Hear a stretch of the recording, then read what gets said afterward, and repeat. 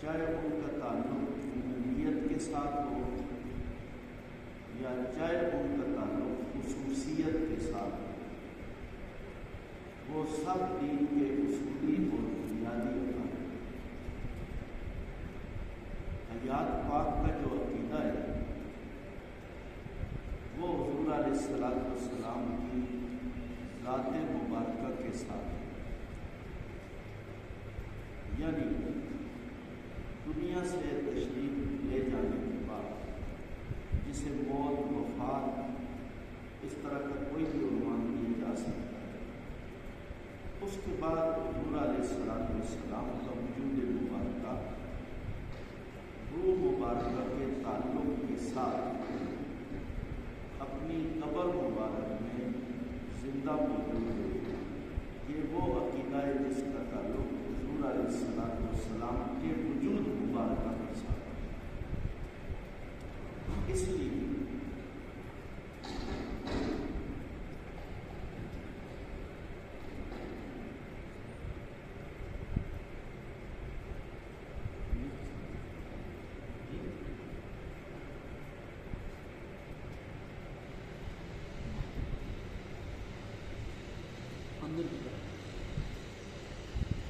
جس عقیدے کا تعلق حضور علیہ السلام کی ذات کے ساتھ ہے، اس عقیدے کا تحفظ، اس عقیدے پہ بات کرنا ایسے ہی ہے جیسے حضور علیہ السلام کی ذات مبارکہ کا تحفظ ہے۔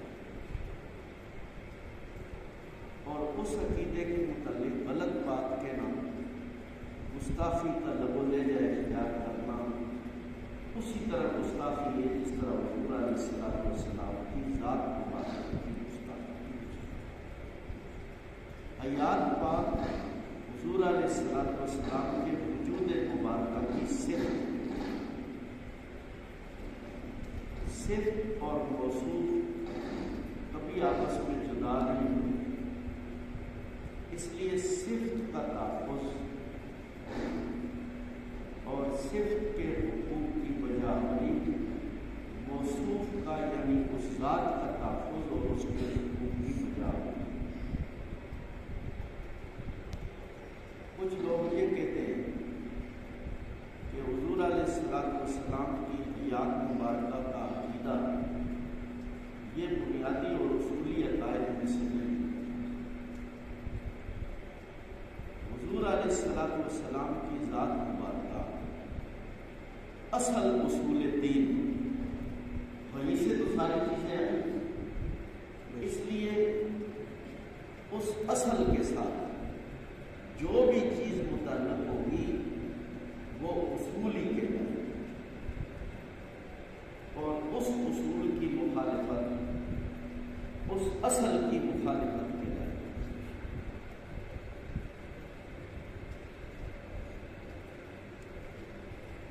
اس عنوان میں بات کئی جہاد سے ہو سکتی ہے۔ آج کے مختصر وقت میں میں جو عرض کرنا چاہتا ہوں وہ یہ ہے کہ اس کی دلیل کیا ہے۔ جب تک ہم کہ یہ واضح نہ ہو کہ اس کی دلیل کیا ہے، نہ اس عقیدے کو سمجھ سکتے نہ اس عقیدے پہ آگے کسی کو سمجھا سکتے۔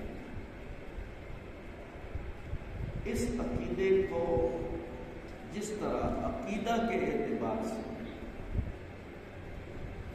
سمجھنا اور اپنے وجدان میں محفوظ رکھنا ضروری ہے، اسی طرح اس کا بیان بھی ضروری ہے۔ جب ایک چیز مدار ایمان ہے پھر اس کا بیان کرنا کیوں برا ہے؟ جب ایک چیز کے ٹھیک سمجھنے سے ایمان بچتا ہے اور اس میں غلطی لگنے سے ایمان کو نقصان ہوتا ہے تو اس کا بیان تو سب سے زیادہ ضروری ہے۔ اس لیے اس عقیدے کا بیان کسی اختلافی مسئلے کا بیان نہیں ہے، یہ ایک اتفاقی مسئلہ ہے۔ قرآن مجید نے اس کو بیان کیا ہے، حدیث نے اس کو بیان کیا ہے، فقہاء محدثین نے اس کو بیان کیا ہے۔ قرآن مجید سے لے کر فقہاء محدثین سے ہوتے ہوئے اس دور میں شیخ الحدیث حضرت مولانا محمد زکریا مہاجر مدنی رحمۃ اللہ علیہ فضائل درود شریف میں کھل کے بیان کیا، اس کے بعد کیا قابل نے بھی بیان کیا۔ تو ضروری چیز یہ ہے کہ اس کی دلیل کیا ہے۔ اس بات کے سمجھنے سے پہلے اس چیز کو جاننا ضروری ہے کہ دلیل کس کو کہتے ہیں۔ دلیل کہتے ہیں رہنمائی کو۔ دلیل وہ ہوتی ہے جس تک دلیل دینے والا اور جس کے سامنے ہم دلیل پیش کر رہے ہیں وہ اس تک پہنچ سکے۔ اگر وہ اس تک نہ پہنچ سکے تو وہ دلیل نہیں۔ مثلا ہم باہر نکل کے کسی سے پوچھتے ہیں کہ اڈا کہاں ہے، تو اب ہمیں بتانے والا بتائے گا کہ وہ سامنے جو بورڈ نظر آ رہا ہے وہ اڈا ہے۔ اور اگر ہمیں کوئی کہے کہ ادھر کی طرف چلے جاؤ اور فلاں فلاں طرح کی بسیں ہوں گی، وہ تمہاری منزل تک تمہیں پہنچائیں گی، وہ تو چیز ہمیں نظر نہیں آ رہی، اس تک ہم نہیں پہنچ سکتے، وہ ہمارے لیے دلیل نہیں ہو سکتی۔ اس لیے دلیل عام آدمی کے لیے الگ ہے اور مجتہد کے لیے الگ ہے۔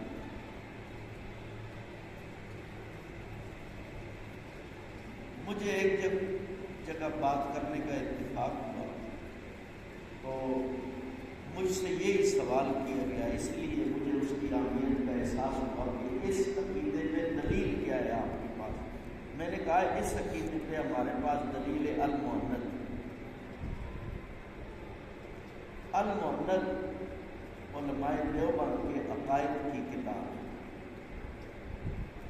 اس عقیدے پہ ہمارے پاس دلیل ہے 1962 کا اتفاقی فیصلہ۔ وہ لوگ کسی اور ذہن کو رکھنے والے تھے، انہوں نے یہ کہا کہ دلائل تو 4 ہیں، قرآن، سنت، اجماع اور قیاس۔ یہ 5ویں دلیل کہاں سے لے آئے؟ المعند تو 5ویں دلیل ہے، یہ کہاں سے لے آئے؟ دلائل تو 4 ہیں۔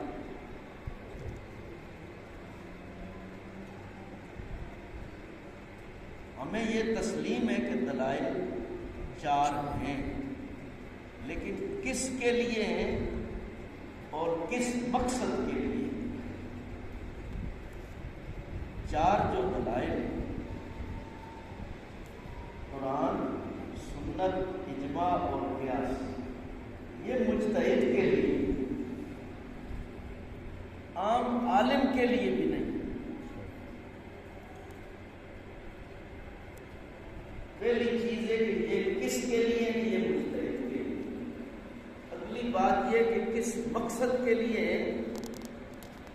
مسائل کے استنباط اور استخراج کے لیے،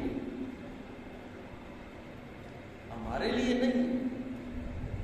ہمیں اس کے دیکھنے کی اس انداز سے کہ ہم اس سے کچھ مسائل کا استعمال کریں، استخراج کریں، اس کی ہمیں اجازت نہیں۔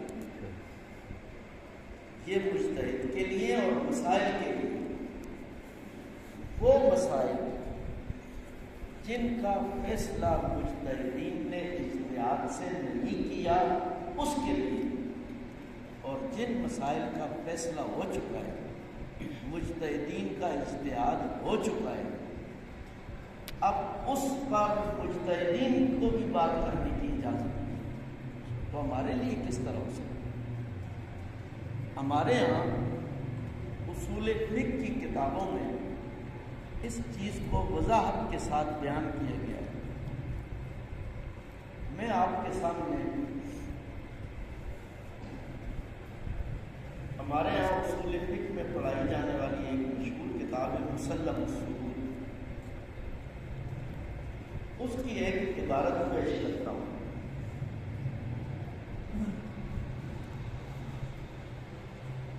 مسلم الصبور اصول حدیث کی کتاب میں اما المقلد فمستدل قول المجتہد، مقلد کی جو دلیل ہے وہ مجتہد کا قول ہے۔ مقلد کی دلیل ادلہ اربعہ نہیں، مقلد کی دلیل مجتہد کا قول ہے۔ تلوی ہمارے ہاں مشہور درسی کتاب ہے جو اصول فقہ میں پڑھائی جاتی ہے، اس میں وَلَيْسَ لِلْعَامِيِّ الْأَخْذُ بِظَوَاهِرِ الْآثَارِ وَإِنَّمَا التَّمَسُّكُ بِحَالِ الْفُقَهَاءِ۔ عام آدمی کو اجازت نہیں ہے کہ وہ ظواہر آثار سے، یعنی قرآن سے، سنت سے کسی چیز کا تمسک کر سکے، اس کی دلیل بیان کر سکے۔ یہ کام فقہا کا ہے۔ اگر ہم اس کی اجازت دیں، عام آدمی کو اجازت ہو جائے کہ تم خود قرآن مجید کو دیکھو، سنت کو دیکھو اور فیصلہ کرو، یہ تو غیر مقلدیت ہے۔ اس لیے اس عام عقیدے میں جو لوگ دھوکہ دیتے ہیں اور ٹھوکر لگاتے ہیں، ان کا سب سے پہلا ہدف اور سب سے پہلی دلیل یہ ہوتی ہے کہ تم ادلہ اربعہ سے بات کرو۔ ادلہ اربعہ مجتہد کے لیے اور مسائل کے اخذ و استنباط کے لیے، ہمارے لیے جو دلیل ہے وہ مجتہد کا قول ہے۔ میں نے سورہ فاتحہ کے آخر حصے سے پڑھا ہے، اللہ تعالیٰ ہم سے یہ کہلواتے ہیں کہ تم کہو اہدنا الصراط المستقیم۔ حضرت شاہ عبد القادر دہلوی رحمہ اللہ نے موضح القرآن میں لکھا ہے کہ سورہ فاتحہ ایک ایسی دعا ہے جو اللہ نے بندوں کو سکھائی ہے کہ مانگنے کا طریقہ کس طرح ہے رب تعالیٰ سے۔ تو اس میں ہم اللہ تعالیٰ سے صراط مستقیم مانگتے ہیں، روزانہ مانگتے ہیں، اہدنا الصراط المستقیم صراط الذین انعمت علیہم۔ اب صراط الذین یہ مرکب اضافی ہے۔ مرکب اضافی کی خصوصیت یہ ہے کہ اردو ترجمہ میں اس میں کا کے کی کا معنی پیدا ہوتا ہے، فلاں کی گاڑی، فلاں کی گاڑی، فلاں کی گاڑی۔ اب اس میں ہم اللہ تعالیٰ سے جو صراط مستقیم مانگ رہے ہیں اے اللہ ہمیں ان لوگوں کے راستے پر چلا۔ اب یہ عام آدمی کی دلیل ہے۔ قرآن مجید نے ہمیں یہ نہیں سکھایا کہ ہم سورہ فاتحہ پڑھتے ہوئے کیا ہم مانتے کہ اللہ ہمیں قرآن مجید کے راستے پر چلا، اے اللہ ہمیں سنت اور حدیث کے راستے پر چلا۔ حالانکہ جو عام لوگوں کا راستہ ہے وہ وہی قرآن اور حدیث کا راستہ ہے، لیکن وجہ یہ ہے کہ ہر آدمی قرآن اور سنت تک نہیں پہنچ سکتا۔ اس لیے اللہ تعالیٰ نے ہمیں جو آسانی کا راستہ بتایا ہے وہ یہ کہ جن لوگوں پہ اللہ نے انعام کیا ہے ان کے راستے پہ چلا، وہ ہمارے سامنے ہے۔ اس لیے ہماری جو دلیل ہوگی وہ دلیل مجتہد کا قول ہوگا۔ اگر کوئی آدمی یہ کہتا ہے کہ میں اس کو نہیں مانتا، آپ ادلہ اربع سے بات کریں، اس کے دو جواب ہیں۔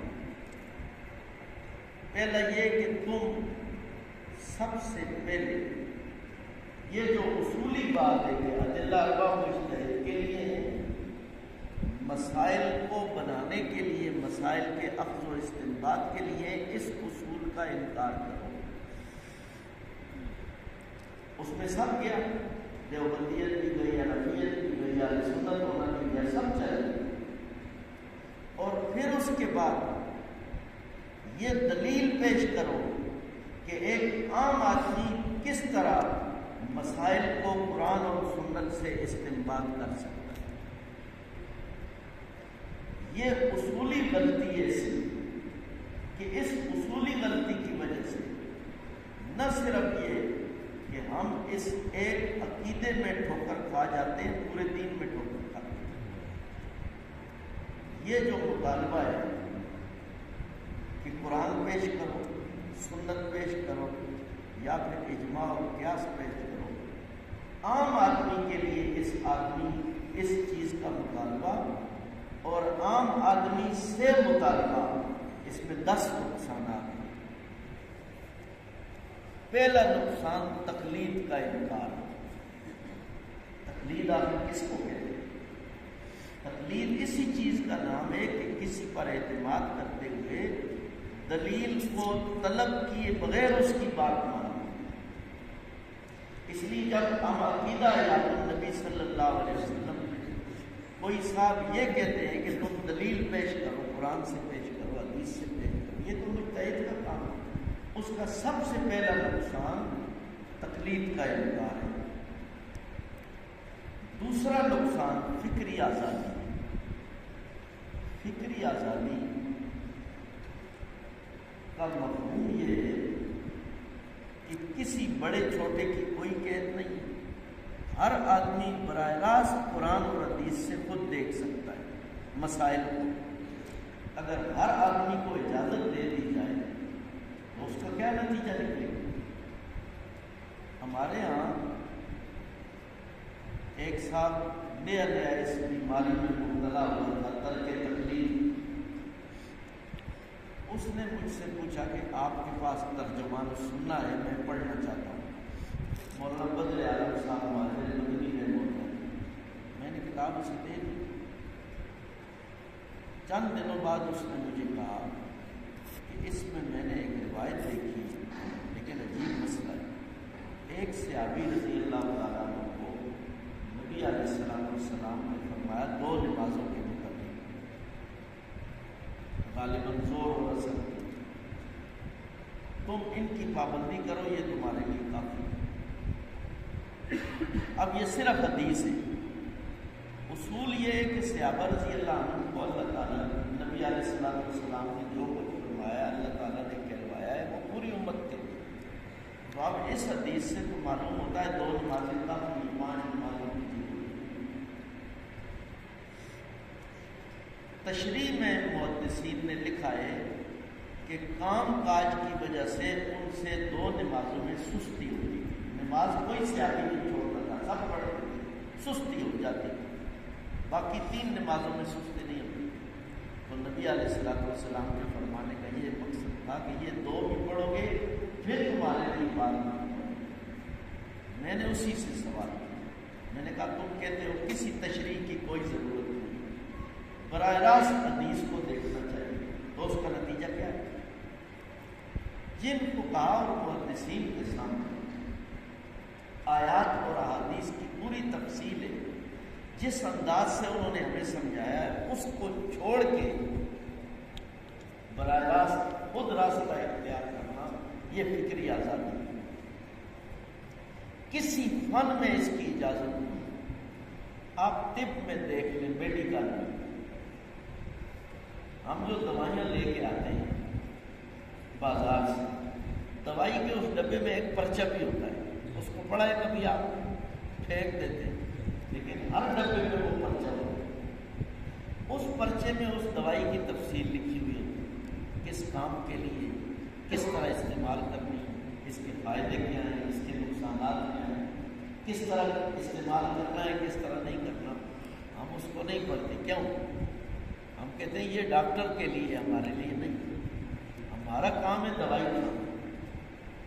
اور اگر ہم براہ راست پڑھنا شروع کر دیں اور گھر بیٹھ کے اپنا علاج شروع کر دیں خود، تو پھر کیا ہوگا؟ وہی ہوگا جو کرونا سے ڈر رہے ہیں ساتھ۔ اس لیے براہ راست بغیر استاذ کے، بغیر رہنما کے کوئی کام نہیں ہو سکتا۔ ایک بالشت کا پودا ہم اپنے کھیت میں نہیں لگا سکتے بغیر استاذ کی رہنمائی کے۔ مثلا مجھے کھیتی باڑی کا پتہ نہیں ہے، بالکل ان پڑھ کسی ذمہ دار کے سامنے اگر میں کسی کھیت میں پودا لگانے کی کوشش کروں، وہ سارے ہنسیں گے، یہ کیا کر رہا ہے، اس کو اس طرح لگایا جا سکتا ہے۔ پھر کیا قرآن اور حدیث ایسا بازار ہے کہ اسے بازیچہ یا اطفال بنا دیے جائے، بچوں کا کھیل بنا دیا جائے۔ ہم بغیر مجتہدین کے، بغیر رہنما کے کبھی بھی اس تک نہیں پہنچ سکتے۔ جتنے بھی فتنے پیدا ہوئے ہیں ان سب کی بنیاد میں فکری آزادی ہے کہ ہم کسی کے بھی محتاج نہیں، براہ راست دیکھتے ہیں اللہ تعالیٰ نے کیا ہمیں عقل نہیں دیا، ہمیں سمجھ نہیں دی، تو وہی بات کو ہم دوائی میں کیوں نہیں کرتے؟ کیا اللہ تعالیٰ نے تمہیں عقل نہیں دیا، سمجھ نہیں دی؟ ہم سے زیادہ علم کیمسٹ کو ہے، وہ سمجھ سکتا ہے اس پرچے کو، کیا اس پہ ہم اعتماد کرتے؟ اس پہ بھی نہیں کرتے۔ جب اپنی جان پہ بنتی ہے تو اسپیشلسٹ دیکھتے ہیں، جب مال پیسہ جیب میں ہوتا ہے تو باہر ملک جاتے ہیں، اور جب ایمان کی بات آتی ہے تو ہم کہتے ہیں ہم گھر میں بیٹھ کے دیکھ لیں گے۔ اس سے پھر اسی طرح جس طرح ہدایات بات کا انکار ہے اور کئی طرح کے فتنے پیدا ہوتے ہیں، یہی چیز پیدا ہوتی ہے۔ تو یہ مطالبہ غلط ہے کہ ادلہ اربعہ سے بتایا جائے۔ تیسرا نقصان یہ ہے اس سوال کا کہ ہر شخص کا اپنا مذہب ہو۔ ایک آدمی حدیث میں دیکھتا ہے کہ رفع یدین، وہ رفع یدین شروع کر دیتا ہے، دوسرا دیکھتا ہے سجدے میں بھی رفع یدین، وہ اس کو چھوڑ کے سجدے والے شروع کر دیتا ہے۔ مظفر آباد کے ایک جج تھے اور ازرو ان کی رشتہ داری تھی، ان کے ساتھ دعا سلام تھا۔ انہوں نے مجھے ایک دفعہ کہا کہ حافظ صاحب میں نے بڑی محنت کی اور نماز پر ایک کتاب تیار کی، اور وہ کتاب اس لیے کہ ساری دنیا کو اس پر اتفاق کرنا چاہیے اور سارے جھگڑے ختم ہو جائیں۔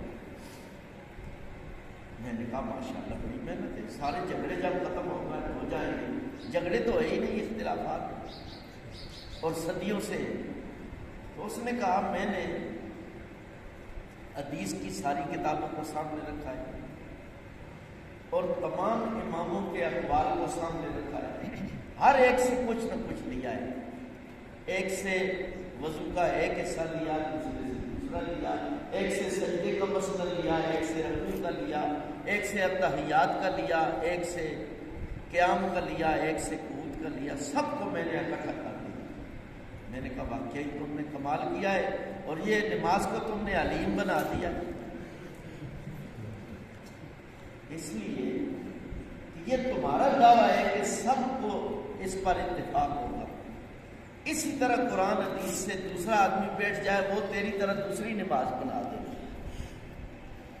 تیسرا آ جائے وہ تیسری نماز بنا دے گا۔ تم اماموں نے اختلاف کے دروازے کو بند کیا ہے اور تم نے اختلاف کے دروازے کو کھول دیا۔ تو جو لوگ عقیدہ آیات پاک میں یہ سوال کرتے ہیں کہ صرف ادلہ اربعہ سے بات کی جائے، وہ لحاظ نہیں کرتے کہ عام ہے یا خاص ہے، یعنی ہم مجتہد کی بات کر رہے ہیں یا عام آدمی سے بات کر رہے ہیں، وہ بھی اسی جج کی طرح ہے، وہ آج ایک مسئلہ بناتے ہیں کل دوسرا بناتے ہیں۔ یہ تو تیسرا نقصان ہے۔ چوتھا نقصان یہ ہے کہ دین بازیچہ اطفال بن جائے۔ میں نے گجرانوالہ یہ منظر دیکھا، گجرانوالہ غیر مقلدیت کی باتیں وہاں بہت مناظرے ہوئے۔ وہاں ایک ہمارے دوست تھے مشتاق علی شاہ، وہاں کتب خانے میں کام کرتے تھے۔ تو ایک دن انہوں نے مجھے کہا ایک جگہ مناظرہ ہے چلتے ہیں۔ میں نے کہا کہاں مناظرہ ہے؟ اس نے کہا گھر میں۔ کس کے گھر میں؟ اس نے کہا جی کہ یہاں ایک غیر مقلدین کا گھر ہے۔ میں نے کہا وہاں انفی بھی ہے؟ اس نے کہا کوئی انفی نہیں گھر میں، سب غیر مقلدین اور مناظرہ ہے۔ میں نے کہا اور لوگ بھی ہوں گے؟ اس نے کہا نہیں۔ میں نے اس سے پوچھا کون ہوگا؟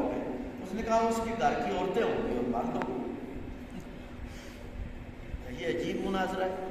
ہم چلے گئے، عورتیں پردے میں تھیں اور مرد وہ اس میں جو بیٹھک تھی اس میں بات چیت شروع ہو گئی۔ ایک بھائی کہتا ہے کہ میں نے صبح حدیث پڑھی، اس میں نماز کا یہ طریقہ ہے۔ میرا بھائی کہتا ہے یہ میری بیوی کہتی ہے نہیں، ایک تیسرا طریقہ ہے، اور میری باوت جو ہے اس کی بیوی وہ کہتی ہے تیسرا۔ یہ 4 نمازیں ہو گئی۔ اور بھی جو گھر کی عورتیں مرد وہ بھی آ گئے اپنی اپنی کتابیں لے کے، اردو کے ترجمے میں سب کی۔ تو ہم آپس میں مناظرہ کرتے ہیں، تم ہمارا ساتھ دو۔ میں نے یہ منظر وہاں دیکھا کہ جب فکری آزادی اور ہر آدمی کا اپنا مذہب ہے تو ہر آدمی اپنی کتاب پڑھے، اور اس کا نتیجہ یہ نکلے گا کہ ہر ایک کا اپنا دین ہے۔ تو یہ نقصان دلیل کیا ہے اس بات؟ اور دلیل صرف ادلہ اربعہ ہے، مجتہد ہو یا کوئی ہو، اس کا نقصان صرف ایک مسئلہ آیات پاک میں نہیں ہے، پورے دین میں۔ اس لیے جو لوگ نبی علیہ السلام کی آیات مبارکہ کا انکار کرتے ہوئے اس اصول کو سامنے لا کے بات کرنا چاہتے ہیں، وہ اس ایک مسئلے میں نہیں سارے دین کا انکار کرتے ہیں، اور پھر نتیجہ یہی ہے۔ 5واں نقصان فتنے پیدا ہوں گے، جس طرح میں نے مثال دی۔ 6واں نقصان اختلافات پیدا ہوں گے۔ 7واں نقصان پھر آخر جھگڑے ہوں گے۔ 8واں نقصان فتوے بازی ہوگی۔ اب یہ کہتے ہیں نا تم فتوے لگاتے ہو، فتوے بازی کا راستہ یہ ہے کہ ہر آدمی کو اجازت دے دی جائے تو ہر آدمی مفتی کا درجہ مجتہد سے بہت کم ہوتا ہے۔ یہ تو اجتہاد کے درجے کا دعویٰ کرتے ہیں۔ 9واں نقصان گمراہی پیدا ہوگی، اپنا اپنا راستہ ہوگا۔ اور 10واں نقصان جو سب سے بڑا نقصان ہے وہ اکابر سے بد اعتمادی پیدا ہوگی۔ اس لیے کہ جب اپنے ڈاکٹر اور طبیب کے ہوتے ہوئے ہم اپنا علاج خود کرتے ہیں، یہ اس بات کی علامت ہے کہ ہمیں اپنے طبیب پہ اعتماد نہیں۔ اگر اس پہ اعتماد ہوتا تو ہم اس کی بات مانتے۔ جب اپنا علاج خود کرتے ہیں تو اس کا مطلب ہے کہ اپنے ڈاکٹر پہ اپنے طبیب پہ اعتماد نہیں۔ اور مجتہد کی بات ہوتے ہوئے، امام کا قول ہوتے ہوئے، جو اس نے قرآن اور حدیث سے ہی ہمیں بتایا ہے، ہم خود تلاش کرتے ہیں تو اس کا مطلب ہے ہمیں اپنے اکابر پہ اعتماد نہیں۔ حکیم الامت حضرت مولانا محمد اشرف علی تھانوی رحمہ اللہ نے فرمایا ہے، اکابر سے بد اعتمادی یہ دہریت کا پہلا قدم ہے، یہ پہلی سیڑھی ہے۔ جو بندہ اکابر سے بد اعتماد ہو رہا ہے، وہ جس سیڑھی پہ پاؤں رکھ رہا ہے، جس مسلک اور عقیدے پہ چل رہا ہے، اور سب کو اس پہ چلنے کی دعوت دے رہا ہے، اس کا انجام آخر دہریت انکار ہے۔ اس لیے ہماری دلیل المحنت پہ 3 اعتراضات ہیں۔ وقت بھی کم ہے، میں اپنی بات کو سمیٹ رہا ہوں۔ المحنت پہ 3 اعتراضات ہیں۔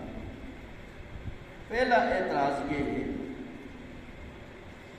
کہ یہ کتاب عقائد کی نہیں۔ وہ کہتے ہیں المحنت کو کس طرح لے آئے، یہ کوئی عقائد کی کتاب ہے؟ المحنت عرب علماء کے کچھ سوالات کے جوابات ہیں۔ عرب علماء نے علماء دیوبند سے ان کے عقائد کے متعلق پوچھا تھا۔ اب عرب علماء کا جو سوال ہے، جہاں سے کتاب کی ابتدا ہو رہی ہے، وہ لوگ پوچھتے ہیں علماء دیوبند سے، ایھا العلماء الکرام والجہابذۃ العظام قد نسب الی ساحتکم الکریمۃ اناس عقائد الوہابیہ، قد نسب الی ساحتکم الکریمۃ اناس عقائد الوہابیہ، کچھ لوگوں نے تم سے وہابیت کے عقائد کو منسوب کیا، اس لیے جواب دو کہ تمہارے عقائد کیا ہے۔ ان کا سوال ہی عقیدے کے متعلق ہے۔ اب یہ کہنا کہ المحنت عقائد کی کتاب نہیں ہے، یہ بات غلط ہے۔ المحنت پہ اکابر علماء دیوبند نے اپنی رائے لکھی۔ وہ رائے 24 اس وقت کے بڑے اکابر تھے، جن میں پہلے حضرت شیخ الہند رحمہ اللہ، اس کے بعد آخری مولانا مفتی کفایت اللہ دہلوی، وہاں اندازہ لگا لیں کہ اس وزن کے علماء ہیں۔ ان علماء نے اپنی رائے میں بھی اور خود متن میں 5 جگہ اس متن کے متعلق آئے، عندنا و عند مشائخ، ہمارے نزدیک اور ہمارے علماء کے نزدیک۔ اب یہ اسی بات کی دلیل ہے کہ یہ عقائد کی کتاب ہے۔ اسی طرح 5 جگہ آیا ہے معتقد، یہ ہمارا عقیدہ ہے۔ تقاریض میں 17 جگہ ہمارے اکابر میں لکھا ہے وہ معتقدنا معتقد مشائخنا جمیعا۔ شیخ الہند حضرت مولانا محمود حسن رحمہ اللہ لکھتے ہیں وہ معتقدنا معتقد مشائخنا جمیعا لا ریب فیہ، یہ ہمارا بھی اعتقاد ہے اور ہمارے اکابر کا بھی اعتقاد ہے، اس میں کوئی شک نہیں۔ شیخ الہند رحمہ اللہ جیسی ہستی یہ کہہ رہی ہے کہ المحنت عقائد کی کتاب ہے، اور ہم کہتے ہیں عقائد کی کتاب نہیں۔ اس کی مثال ایسے ہی ہے، ہارون الرشید اپنے لاؤ لشکر کے ساتھ کہیں سفر میں نکلے تھے۔ راستے میں ایک چرسی بیٹھا ہوا تھا اور وہ کچھ بڑبڑا رہا تھا، تو ہارون الرشید کو ویسے ہی مذاق کی سوجی، اس نے اپنے خادم کو بولا کہ وہ دیکھو وہ اپنی جگہ بڑبڑا رہا ہے، کیا کہہ رہا ہے؟ تو اس نے آ کے بتایا کہ یہ کہہ رہا ہے ہارون تو بڑے لاؤ لشکر کے ساتھ نکلا ہے، لیکن مجھے تیری حکومت تسلیم نہیں۔ تو بڑے لاؤ لشکر کے ساتھ نکلا ہے لیکن مجھے تیری حکومت تسلیم نہیں۔ شیخ الہند رحمہ اللہ سے لے کے مفتی کفایت اللہ دہلوی رحمہ اللہ سب کہہ رہے ہیں کہ یہ ہمارے عقائد ہے، اور یہ کہتے ہیں نہیں، یہ عقائد کی کتاب نہیں۔ وہ تو چرسی تھا اور دنیا کی حکومت کے متعلق بات کر رہا تھا، یہ تو دین اور ہماری بنیاد کو نقصان پہنچا رہے ہیں، اس چیز کو نقصان پہنچا رہے ہیں جس کا تعلق ہے حضور نبی کریم صلی اللہ علیہ وسلم کی ذات مبارکہ کے ساتھ۔ اسی طرح یہ عقائد ہی کی کتاب ہے، اس کو بات کرتے ہوئے مفتی کفایت اللہ صاحب رحمہ اللہ اور تمام مشائخ جو اسی چیز کو بیان کر رہے ہیں، ان میں سے ایک رائے میں آپ کو پڑھ کے سناتا ہوں، پھر آگے چلتے ہیں۔ اکابر میں سے ایک بزرگ گزرے ہیں، ان کا نام ہے مولانا عبدالصمد، ان کی تقریر موجود ہے۔ وہ فرماتے ہیں وَهَذِهِ عَقَائِدُنَا وَعَقَائِدُ مَشَائِخِنَا وَنَحْنُ نَرْجُو مِنَ اللَّهِ أَن يُهْدِيَنَا وَيُمِيتَنَا عَلَيْهَا وَيَدْخُلَنَا فِي دَارِ السَّلَامِ۔ ہم اللہ تعالیٰ سے یہ امید رکھتے ہیں کہ جو المؤنث میں بیان کیا گیا اللہ اسی پہ ہمیں زندہ رکھے اور اسی پہ ہمیں موت دے۔ جب اکابر اس خواہش کا اظہار کر رہے ہیں، کس طرح کہہ سکتے ہیں کہ یہ عقائد کی کتاب ہے؟ دوسرا اعتراض یہ کیا جاتا ہے اکابر نے بغیر پڑھے المؤنث پہ دستخط کر دیے۔ تم اکابر بھی کہتے ہو، ان کے نام پہ جدل بھی کرتے ہو، اور ان کے متعلق کیا تم یہ سمجھتے ہو کہ وہ ایسے ہی بازاری قسم کے لوگ ہیں؟ ہم 10 روپئے کے اشکام کے بغیر پڑے دستخط نہیں کرتے۔ اشکام کو چھوڑ دیں، سادہ کاغذ کسی کے پاس لے جائیں، کوئی دستخط کر کے دے گا؟ ان پڑھ آدمی بھی نہیں دستخط کرتا، وہ کہتا ہے میں بیٹے سے ذرا پڑھواتا ہوں۔ تم یہ کہتے ہو کہ اکابر نے بغیر پڑھے دستخط کر دی۔ اب دیکھیں شیخ الہند رحمہ اللہ اپنی تقریر میں لکھتے ہیں فقط تشرفت بمطالعۃ المقالہ، میں نے شرف حاصل کیا ہے اس مقالہ یعنی المؤنث کے مطالعہ۔ اب شیخ الہند رحمہ اللہ تو گئے تمہارے ہاتھ سے۔ مولانا مفتی کفایت اللہ دہلوی رحمہ اللہ لکھتے ہیں رأیت الاجوبۃ کلها فوجدتها حقۃ صریحۃ، میں نے ساری چیزیں دیکھی ہیں اور ان کو کھلا اور واضح حق میں لکھا ہے۔ حوالے اور بھی میرے پاس لوگ ہیں، المؤنث میں بھی موجود ہے۔ اکابر نے لکھا ہے کہ ہم نے کتاب کو پڑھا ہے اور پھر اس پہ دستخط کی۔ اکابر کی بات تو میں نے آپ کو سنا دی کہ انہوں نے کتاب کو پڑھا اور اس پر دستخط کیے۔ اب یہ کتاب ہے ندائے حق، اس میں دیکھ لیں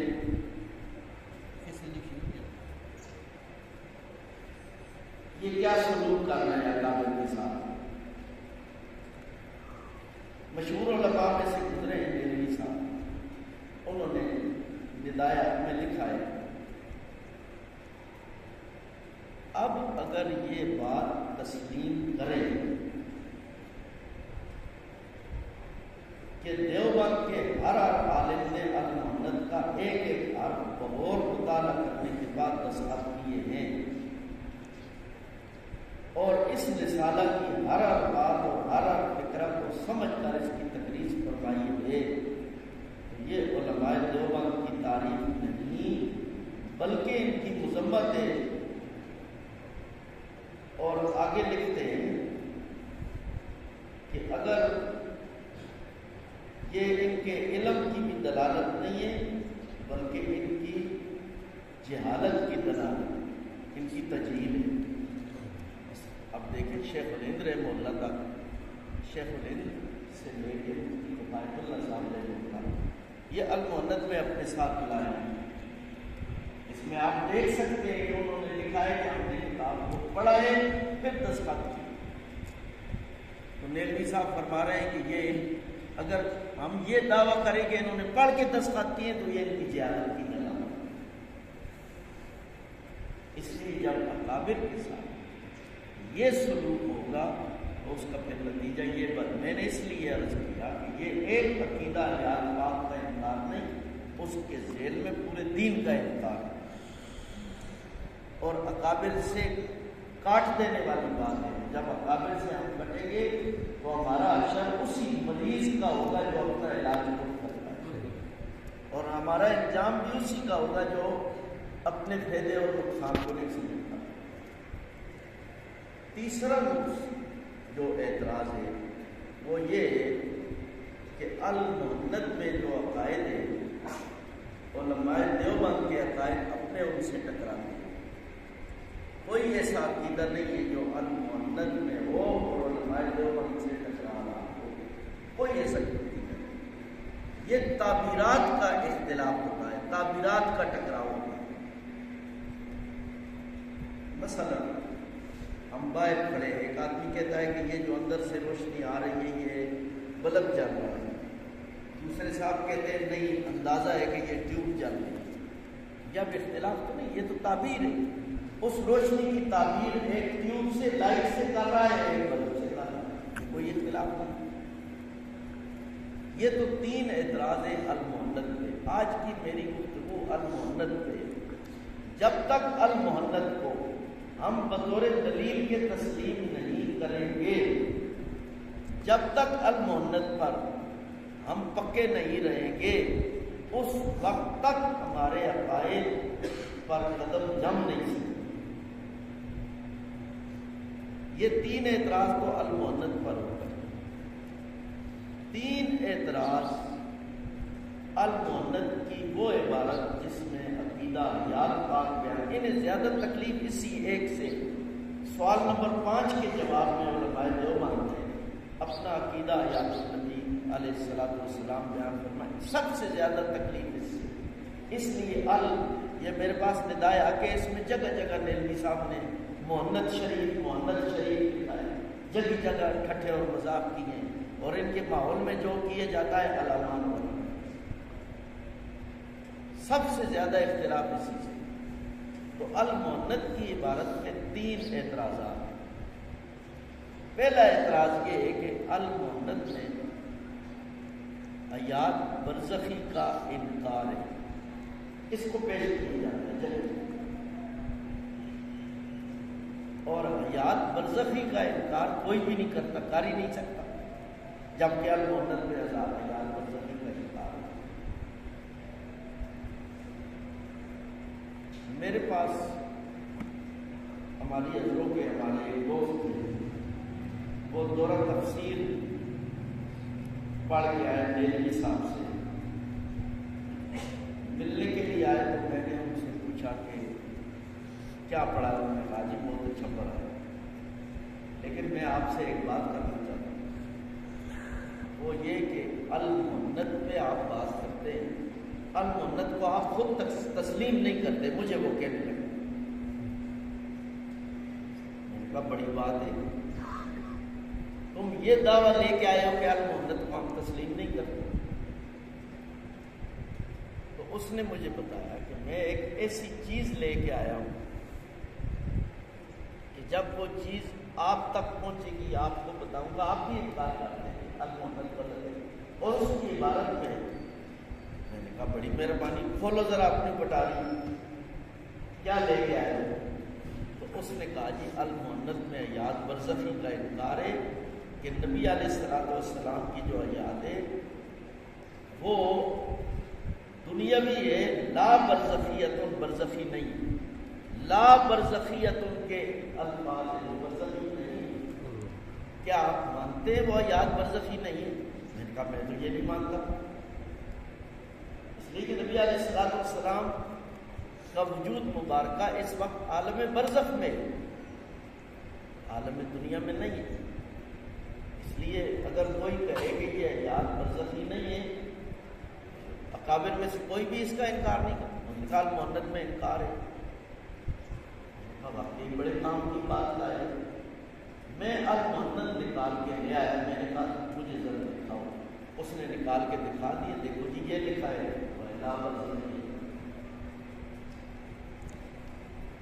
میں نے کہا ٹھیک ہے آگے بھی پڑھو۔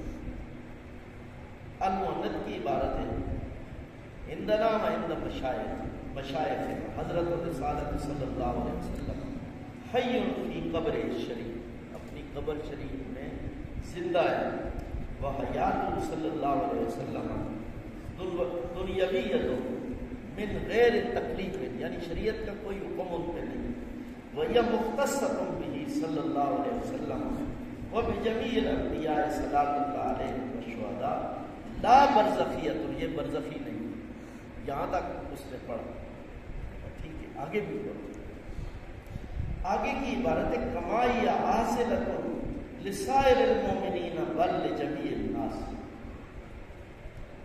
وہ برزخی نہیں ہے جو عام لوگوں کو حاصل، میں نے اسے کہا دیکھو لا برزخیت ان کے بعد ایک کمائی حاصل، عربی میں کاف تشبیہ کے لیے آتا ہے، یہاں تشبیہ اور تاکید دونوں چیزیں مراد، جو جملہ تشبیہ کے لیے آتا ہے وہ پہلے جملے کی تاکید اور پہلے جملہ کی صفت کو بیان کرتا ہے۔ اردو سے جب ہم عربی ترجمہ کریں گے تو اس میں عربی میں پہلے موصوف اور پھر صفت ہوتا ہے، جب اردو میں ترجمہ کریں گے تو پہلے صفت اور پھر موصوف کا ترجمہ کریں گے۔ مثلا ہم کہتے ہیں قلم سمین، قیمتی قلم، اور جب اردو میں ترجمہ کریں گے تو سمین پہلے آئے گا، قیمتی قلم، ترکیب وہی ہوگی لیکن اس کی صورت بدل جائے گی۔ تو یہاں کمائی یا حاصلت ان کا ترجمہ پہلے ہوگا۔ حضور علیہ السلام وہ بعض برزخی حیات حاصل نہیں ہے جو سب کو حاصل ہے، بلکہ خاص حیات حاصل ہے۔ آگے فرماتے ہیں یہ سارا فیصلہ کرنے کے بعد فثبت، ساری بات کرنے کے بعد کس طرح کی حیات حاصل ہے، فثبت، پس ثابت ہو گیا بہذا، اس بات سے ان حیات دنیاویت برزخی، نبی علیہ السلام کی حیات دنیاوی برزخی، یہ المؤنت کا فیصلہ ہے۔ میں نے کہا تمہیں بابا جی نے آدھی بات دکھائی، آدھی نہیں دکھائی، اور اس کے نتیجے میں تمام اکابر پہ جہالت کا فتویٰ لگایا کہ انہوں نے پڑھے بغیر دستخط کیے، اور جگہ جگہ المؤنت کے عنوان سے ڈنڈورا پیٹ رہے ہیں کہ اس میں جو عقیدہ ہے وہ علماء دیوبند کا ہے ہی، المؤنت میں جو عقیدہ ہے اس میں حیات برزخی کی نفی ہے، جگہ جگہ یہ جھوٹ بول رہے ہیں۔ خیر اس کے سامنے تھی بات، اس لیے میں نے اس کو زیادہ تنگ کرنا مناسب نہیں سمجھا، تو اس نے خود ہی مجھے کہا یہ کیا ہے، وہ مجھے کہنے لگا یہ کیا ہے، میں نے کہا جس نے تیرے ساتھ کیا ہے اس سے پوچھ لو کیا ہے، میں تو کچھ نہیں کیا، جس نے تمہیں یہ غلط راستہ لگایا ہے اس سے بات کرو، میں نے نہیں تمہیں غلط راستہ لگایا۔ تو پہلا اعتراض المؤنت کی جو عبارت ہے اس پر یہ ہے کہ اس میں حیات برزخی کی نفی ہے اور حیات دنیاوی ہے، یعنی یہ جو دنیا والی حیات ہے یہ تو کوئی بھی نہیں مانتا، یہ نہیں ہے حیات، اس میں اس حیات برزخی کی نفی ہے جو سب کو حاصل ہے۔ یہ تو ایک حیات کی بات نہیں، ہم ساری چیزوں میں یہ عقیدہ رکھتے ہیں کہ جو کچھ اللہ تعالیٰ نے اپنے محبوب صلی اللہ علیہ وسلم کو دیا ہے، جس اعتبار اور جس جہت سے کوئی مخلوقات بھی اس میں شریک نہیں، اس میں ساری چیزیں شامل ہیں۔ المؤنت کی عبارت پر دوسرا جو اعتراض ہے وہ یہ ہے کہ المؤنت کی عبارت سے خود علماء دیوبند متفق نہیں، خود علماء دیوبند نے اپنی کتابوں میں جو عقیدہ بیان کیا ہے وہ الگ ہے، وہ یہ نہیں، یعنی یہ بھی کہتے ہیں کہ پڑھے بغیر دستخط کر دی، اور پڑھے بغیر دستخط کرنا زیادہ نہیں، اور یہ بھی کہتے ہیں کہ خود متفق نہیں۔ اس کے لیے دو مثالیں پیش کرتے ہیں۔ پہلی مثال پہ بات کرنا چاہتا ہوں، وہ حضرت مولانا مفتی محمد کفایت اللہ دہلوی رحمہ اللہ کی مثال. کہ مفتی کفایت اللہ صاحب نے اس کتاب میں دستخط کیے، لیکن جو انہوں نے اپنا عقیدہ بیان کیا ہے وہ یہ نہیں. میں نے ان سے پوچھا بڑی اچھی بات ہے، انہوں نے اپنا عقیدہ کیا بیان کیا؟ یہ کتاب ہے علامہ عطا اللہ بندیالوی صاحب، کتاب کا نام ہے حیات النبی صلی اللہ علیہ وسلم. بندیالوی صاحب المؤند اور المؤند کے تقریز نگار، اس کی تائید اور تصدیق کرنے والے. حضرت مولانا مفتی کفایت اللہ دہلوی رحمہ اللہ کا تضاد ثابت کرتے ہیں. وہ کہتے ہیں کہ مفتی کفایت اللہ صاحب کا فتویٰ ہے انبیاء کرام صلوات اللہ علیہ اجمعین اپنی قبور میں زندہ ہیں، مگر ان کی زندگی دنیاوی نہیں بلکہ برزخی ہے. المؤمن میں بھی یہ، قبر کا لفظ بھی ہے، پھر کیا تضاد ہے؟ اب مولانا بندیالوی صاحب تضاد ثابت کرنے کے لیے یہ کہتے ہیں کہ مفتی صاحب کے فتویٰ کے پہلے سے انبیاء کرام اپنی قبور میں زندہ ہیں سے اگر کوئی شخص کسی خوش فہمی یا غلط فہمی میں مبتلا ہے اور وہ سمجھتا ہے کہ قبر سے مراد حضرت مفتی صاحب کی یہی زمینی قبر ہے تو وہ اپنی خوش فہمی دور کر لے، کیونکہ حضرت مفتی صاحب نے اپنی دوسری کتاب جواہر الایمان صفحہ 6 اور 7 میں اس کی وضاحت فرما دی ہے کہ قبر سے مراد زمین کا گڑھا نہیں بلکہ موت کے بعد آخرت سے پہلے کا زمانہ. قبر سے مراد وہ جگہ نہیں جہاں نبی علیہ الصلوۃ والسلام دفن، بلکہ قبر سے مراد زمانہ وقت ہے. اس لیے المؤند میں جو قبر کا کہا گیا ہے اس کو ہم یہ قبر نہیں مانتے، اور اس کے لیے انہوں نے مفتی صاحب کی یہ بات پیش کی. جواہر الایمان میں اپنے ساتھ لایا ہوں. آپ دیکھیں کہ اس حوالے میں بندیالوی صاحب نے کس طرح صفائی کی. ممکن ہے آپ کبھی میلوں ٹھیلوں میں گئے ہوں تو وہاں مداری ہوتے ہیں، وہ ہاتھ صفائی کرتے ہیں، وہ سارے گولے اندر لگا لیتے ہیں پھر کہیں سے نکال دیتے ہیں اور طرح طرح کے کرتب کرتے ہیں. دیکھنے والا بڑا حیران ہوتا ہے کہ کیا کرتب کر رہے ہیں. یہ لوگ اس سے بھی زیادہ ماہر استاذ ہیں. مفتی صاحب کی عبارت ہے، مفتی کفایت اللہ صاحب، یہ جواہر الایمان میں اپنے ساتھ لایا ہوں، دہلی کی ہے اور وہیں سے اس کا عکس لے کے تاج امی نے اس کو شائع کیا. قبر سے مراد زمین کا گڑھا ہی نہیں بلکہ موت کے بعد آخرت سے پہلے کا زمانہ ہے. ہی کا لفظ اڑا دیا. قبر سے مراد زمین کا گڑھا نہیں، اس کا اور مطلب ہے. اور قبر سے مراد زمین ہی کا گڑھا نہیں، اس سے اور مطلب ہی کو اڑا دیا ہے.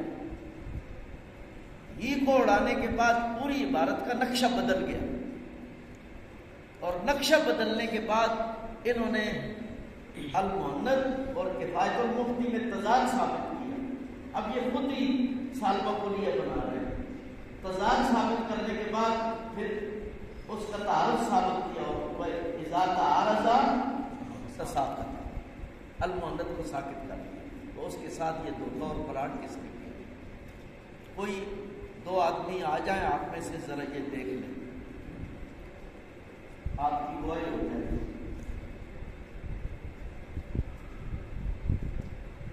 کوئی دو آ جائیں.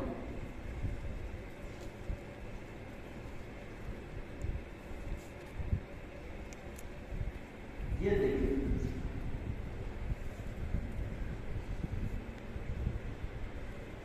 قبر سے مراد زمین کا گڑھا نہیں بلکہ موت کے بعد آخرت سے پہلے کا زمانہ ہے. اور کتاب میں کیا ہے؟ قبر سے مراد زمین کا گڑھا ہی نہیں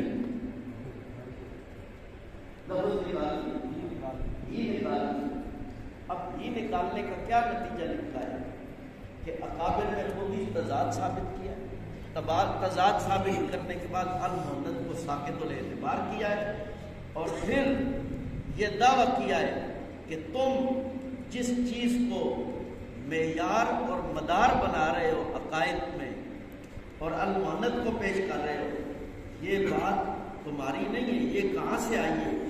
یہ بات بریلویت سے، احمد رضا خان سے اور ان لوگوں سے آئی۔ کتنا دھوکہ ہے، اکابر کو اس طرح ٹکرا کے غلط کر کے پیش کرتے ہیں۔ تیسرا جو اعتراض ہے اس عبارت پہ وہ ہے کہ المعند نے جن لوگوں کو پیش کیا ہے، مثلا یہی عقیدہ حضرت نانوتوی کا ہے، یہی عقیدہ علامہ سبکی کا ہے، یہ عقیدہ فلاں کا ہے، ان سب کے عقائد مختلف ہیں، اس لیے المعند کسی ایک کو پیش کرے، ان سب کو کس طرح پیش کرے؟ یہ بات نہیں ہے، اس لیے کہ ان حضرات کا عقائد میں اختلاف نہیں، یہ تعبیرات میں اختلاف۔ تو اکابر کے ساتھ یہ جو سلوک ہے، یہ سلوک ایک غلط عقیدہ اختیار کرنے کے بعد پھر اس طرح کے دھوکے اور فراڈ کرنا پڑتا، اس بات پہ کہ آپ نے اس میں دھوکہ کیا، فراڈ کیا اور عقیدے کو تبدیل کر دیا، کئی بار احتجاج کیا جا چکا ہے، اس میں مضامین اور رسالے اور کتابیں لکھی جا چکی تھی، لیکن یہ لوگ ٹس سے بس نہیں ہوئے۔ انہوں نے اپنی کتاب میں ایک ہی کا لفظ، اس طرح پھر قرآن مجید کے ساتھ کیا کرو، اس طرح پھر حدیث کے ساتھ کیا کرو؟ جب اللہ کا خوف نکل جائے پھر یہی حالت ہوتی ہے۔ اس لیے ان لوگوں نے اس ساری محنت میں اکابر کے ساتھ یہ سلوک کر کے جب اکابر کو اس انداز سے پیش کیا تو پھر آخر میں نتیجہ کیا نکلا وہ سنا کے میں اپنی بات ختم کرتا ہوں۔ یہ کتاب ہے اشاعت، اس پر اشاعت توحید و سنہ کے جو موجودہ امیر ہیں مولانا محمد طیب طاہری صاحب، اشاعت کے بڑے علماء میں سے، ان کی رائے بھی چکی۔ پہلے تو میں نے آپ کے سامنے پیش کیا ندائے حق کے حوالے سے کہ جن اکابر، اگر ہم یہ دعویٰ کرتے ہیں کہ اکابر نے المعند کو پڑھ کے دستخط کیے تو یہ ان کی مذمت اور جہالت کی علامت ہے۔ اور پھر انہوں نے کیا دعویٰ کیا؟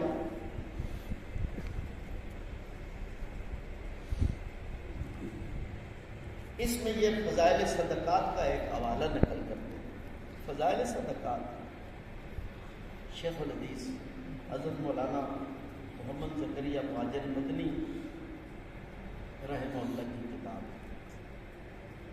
فضائل اعمال کی طرح مختلف جگہ پڑھی جانے والی کتاب، اس کا ایک حوالہ نقل کرنے کے بعد لکھتے ہیں انا للہ و انا الیہ راجعون، یعنی حضرت شیخ کا حوالہ نقل کرنے کے بعد بڑا دکھ ہوا۔ حضرت شیخ الحدیث مولانا محمد زکریا رحمہ اللہ وہ ہستی ہے کہ اپنے وقت کے تمام اکابر نے ان پر اعتماد کیا۔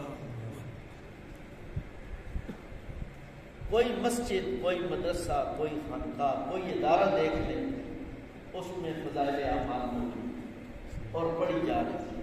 دنیا کی تمام مشہور زبانوں میں اس کا ترجمہ ہو چکا ہے۔ کروڑ ہا لوگوں کی زندگیاں اس کتاب کے مطالعہ اور تعلیم سے بدل چکی ہیں،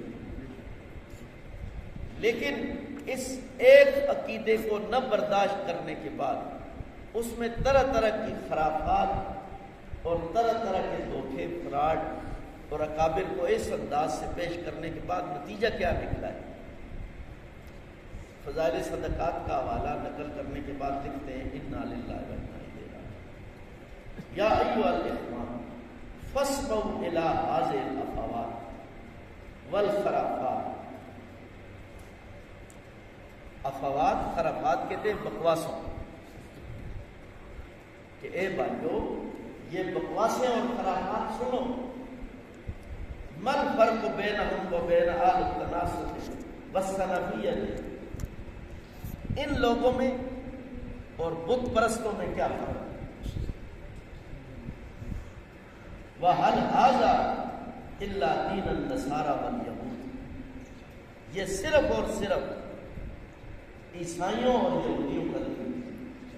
کیا فضائل اعمال، فضائل صدقات، شیخ الحدیث مولانا محمد زکریا رحمہ اللہ یہ حضرات یہود و نصارہ کا دین پیش کر رہے ہیں تمام اکابر؟ پھر اس لیے ہمارا سوال ہے کہ کیا ضرورت ہے علماء دیوبند کا نام لے، کیا ضرورت ہے ان کے نام پہ اپنے اداروں کے لیے چندہ کرنے کی؟ اپنے نام سے کرنا۔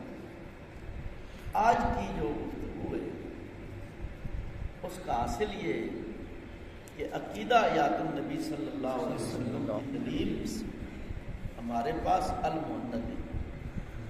المؤند کو دلیل اس لیے پیش کرتے ہیں کہ ہم مقلد ہیں، متبع ہیں اپنے اکابر کے، اور اسی پہ ہم نجات سمجھتے ہیں اپنی، اور اکابر سے نکلنے کو ہم گمراہی کہتے ہیں۔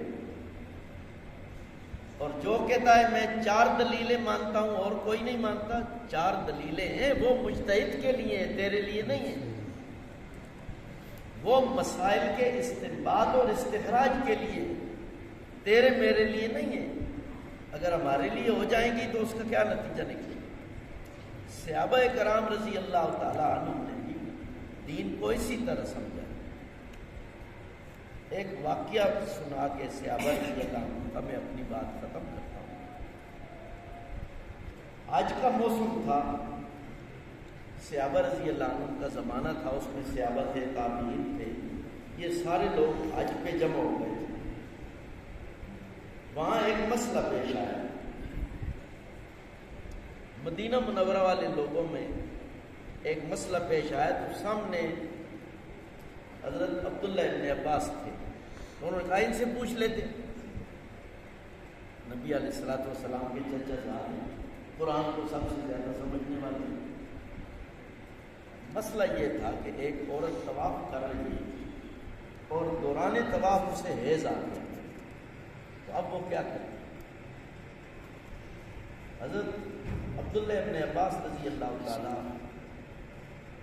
عنہ کے پاس گئے تو انہوں نے فرمایا طواف اسی وقت توڑ دے، نکل جائے وہاں سے۔ مدینہ منورہ کے جو لوگ تھے انہوں نے، ان میں سے کچھ لوگوں نے کہا کہ یہی مسئلہ حضرت زید بن ثابت رضی اللہ تعالیٰ عنہ تو اس طرح نہیں بیان کرتے، ہم آپ کی وجہ سے زید بن ثابت کا قول نہیں چھوڑتے۔ آل مدینہ میں زید بن ثابت کا فتویٰ چلتا تھا، عبداللہ ابن عباس طائف میں ہوتے تھے، ہم ان کا قول جس پہ ہم عمل کر رہے ہیں آپ کی وجہ سے نہیں چھوڑ سکتے۔ انہوں نے کہا ٹھیک ہے، لیکن جب تم یہاں آئے ہوئے ہو تو چلے جاؤ اور ام سلیم سے پوچھ لو رضی اللہ تعالیٰ عنہ، وہ بتا دیں۔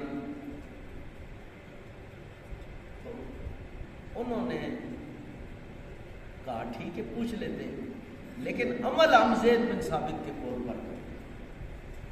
یہ جو واقعہ میں بیان کر رہا ہوں یہ صحیح بخاری میں بھی ہے، فتح الباری میں اس کی تشریح، یہ بخاری کا حوالہ ہے، انہوں تک کہ عثمانی صاحب نے اس کو لکھا اور کہا آپ کے قول کی بنیاد پر اس کو نہیں چھوڑتے۔ دیکھیں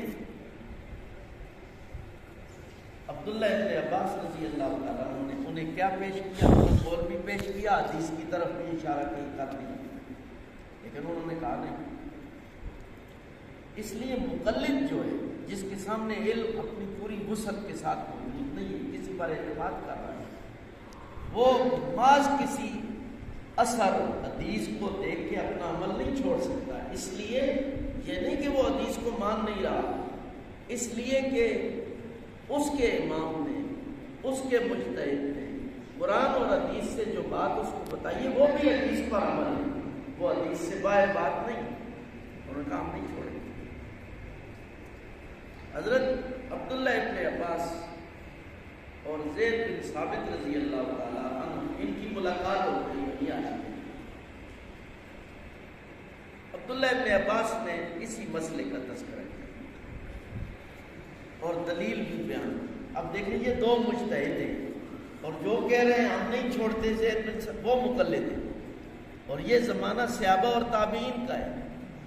یہ دلیل کئی چیزوں کے لیے مستدل بن سکتی ہے، تقلید شخصی بھی ہے، اس ساری چیزیں۔ دونوں مجتہدین نے آپس میں بات کی تو زید بن ثابت رضی اللہ تعالیٰ عنہ نے فرمایا کہ آپ کی بات ٹھیک ہے، میں اپنے قول سے رجوع کروں۔ آل مدینہ کے سامنے بات ہوئی تو زید بن ثابت نے کہا کہ میں نے اپنے قول سے رجوع کر لیا ہے، عبداللہ ابن عباس کی بات ٹھیک ہے، اس لیے تم اسی بات پہ عمل کرو۔ تو انہوں نے کہا ٹھیک ہے، ہم آپ کے قول پہ عمل کرتے تھے، اب بھی آپ کے ہی قول پہ عمل کرتے۔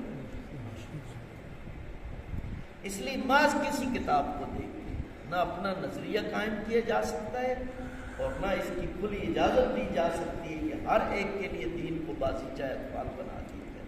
یہ عام اور بنیادی عقیدہ ہے، اس کا تعلق حضور علیہ الصلوۃ والسلام کی ذات مبارکہ کے ساتھ ہے۔ دیکھیں ہم نہیں کہتے، میں کہتا ہوں کوئی بھی مسلمان حضور علیہ الصلوۃ والسلام کا جو سایہ ہے اس کی بھی بے ادبی کو کفر سمجھتا ہے۔ جس چیز پہ نگاہ پڑ گئی ہے رسول اللہ صلی اللہ علیہ وسلم اور وہ چیز اللہ کے عام مقبول ہے، قبول ہے، تو ہم اس کی بے ادبی بھی نہیں کرتے، اس کو بھی کفر جانتے ہیں۔ حضور کے سائے کا بھی ہم ادب کرتے ہیں۔ ظاہر ہے اب تو سایہ نہیں نصیب، ایک تمثیل کے طور میں بات کر رہا ہوں۔ حضور کا سایہ اگر ملے تو اس میں بھی پاؤں نہیں رکھ سکتے ہیں، اور یہ حیات تو حضور کے وجود کی صفت ہے، اور وہ صفت ہے جو قرآن نے بتائی، حدیث نے بتائی، فقہاء نے بتایا، ہمارے علماء اور اکابر نے بتایا، اور صدیوں کا اتفاقی مسئلہ ہے، حضور کی صفت ہے صلی اللہ علیہ وسلم۔ اس کا کس طرح انکار کیا جا سکتا ہے، اس کے ساتھ کس طرح ٹھٹھا اور مذاق کیا جا سکتا ہے؟ اگر اس کا انکار کریں گے تو اس کا نتیجہ یہی نکلے گا، ایک مسئلے کا انکار نہیں، پورے دین کا انکار ہوگا۔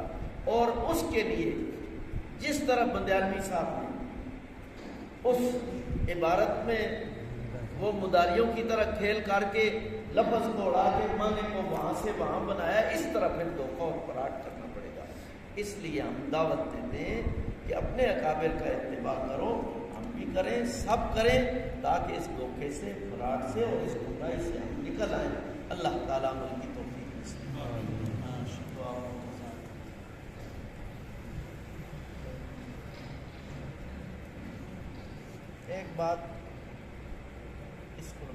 ایک بات عرض کرنا چاہتا ہوں کہ 10 بجے کا وقت ہے، اور میرا خیال ہے میں آپ میں سے سب سے دور سے آیا ہوں، اور آپ کے ہاں حاضری سے پہلے ان کتابوں کو دیکھنا، ان میں چٹیں رکھنا، اب اپنی بات کی تیاری کے لیے عنوانات کو لکھنا، یہ سب کچھ مجھے کرنا پڑتا ہے تو آپ کی خدمت کے لیے۔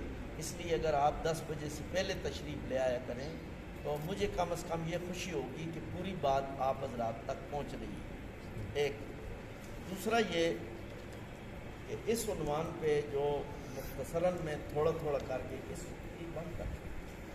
کر کے بیان کرنا چاہتا ہوں، وہ تقریباً کوئی 10 عنوانات ہیں میرے پاس اسی ایک عقیدے پہ۔ مثلاً اگلا عنوان سماع صلاۃ والسلام، اچھا، اس کے بعد والا عنوان موت کا معنی ہے، موت کسے کہتے ہیں۔ چوتھا عنوان ہے عقیدہ حشر اجساد، قیامت والے دن کیا ہوگا جسموں کے ساتھ۔ پانچواں عنوان ہے مماتیت کیا ہے، اس کی پوری تاریخ اس کو سمجھا جائے۔ چھٹا عنوان ہے مماتیت کی جماعتی پالیسی کیا ہے، یہ کہتے ہیں نہیں یہ فلاں کی بات ہے، ہماری نہیں۔ ساتواں عنوان ہے اس محنت کا نتیجہ کیا نکلا ہے، یہ تو ایک حوالہ آپ کو دکھایا ہے نا، اس طرح کی اور کئی چیزیں۔ آٹھواں عنوان ہے مماتیت اور اکابر اہل سنت کا آپس میں کیا اختلاف ہے۔ نواں عنوان ہے ان لوگوں کے مغالطے کیا ہیں، کس انداز سے دھوکہ دے۔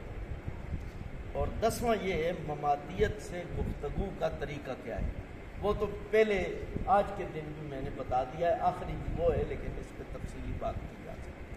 یہ 10 عنوانات ہیں۔ اس 10 عنوانات میں ہر مہینے درس بھی ممکن ہے، ترتیب یہی ہوگی، اس لیے اگر اس پہ آپ تیاری کر کے آئیں، کوئی سوال جواب ہو، کوئی اشکال ہو، کوئی ایسی بات ہو تو وہ زیادہ بہتر ہے۔